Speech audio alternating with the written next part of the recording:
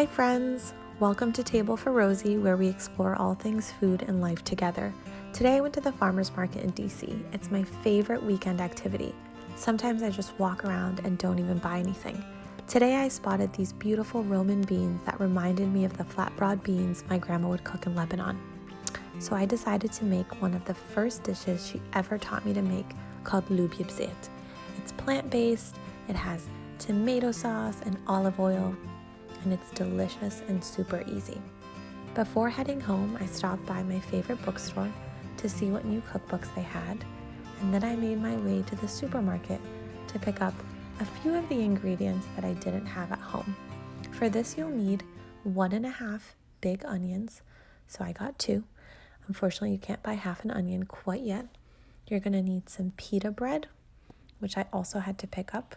This isn't my favorite kind, but I'll show you how to spruce it up. I headed home, and now it was time to cook. So get ready. This traditional dish takes 30 minutes to cook, and that depends on if you're using fresh, frozen, or canned green beans. My second favorite when I don't find fresh is French-style frozen green beans. It'll be served alongside pita bread with a drizzle of lemon juice and olive oil. You'll need 1.5 onions, 5 garlic cloves, tomato sauce, lemon juice, green beans, pita bread, olive oil, salt, pepper, and red pepper flakes. First things first, wash your green beans. Time to chop up our onion. I'm just chopping it up in cubes, pretty simple. And then we will heat up our Instapot. And you don't need to use an Instapot for this, but I just happen to have one, so I've set it on the saute setting. I put a little bit of olive oil in there, put my onion, and added my salt. About 2 tablespoons of salt will help sweat out the onions at this point. The key to this dish is the onions. You want to get them caramelized. So since I have an Instapot, I'm going to set it for 5 minutes to pressure cook. But if you don't have a pressure cooker or an Instapot, then I would just leave them until they become really translucent and sweet. You'll see what that looks like shortly. Now, in the meantime, I'm going to cut off the stems of the green beans. It's really easy to do. Just do one by one.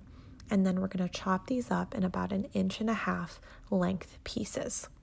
My grandma would sit and do this for hours because she used to make really large meals that would feed the entire family. And she would just, instead of chopping them up, she would just cut them up by hand, and it was so sweet. Now we're going to chop up our garlic.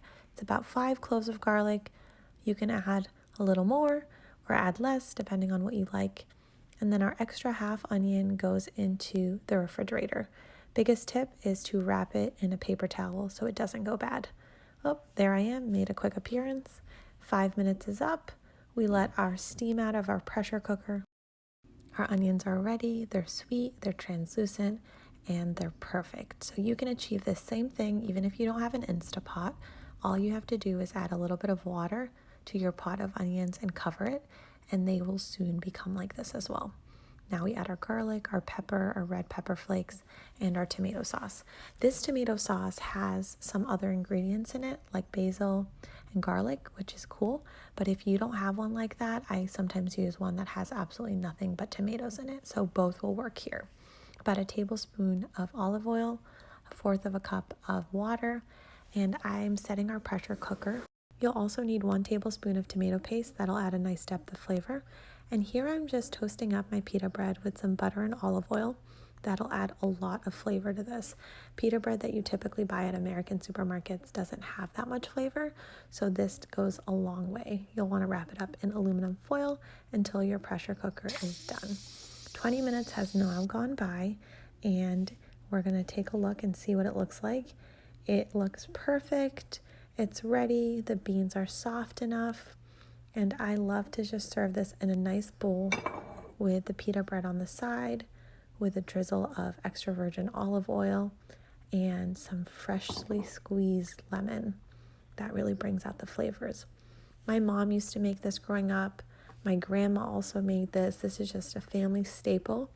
You can also make it with meat and serve it over rice. This is the vegetarian version that people typically would eat on Fridays. Thank you so much for watching. I hope you enjoyed this. I hope to make more videos and keep you posted as we explore food together. Love you guys.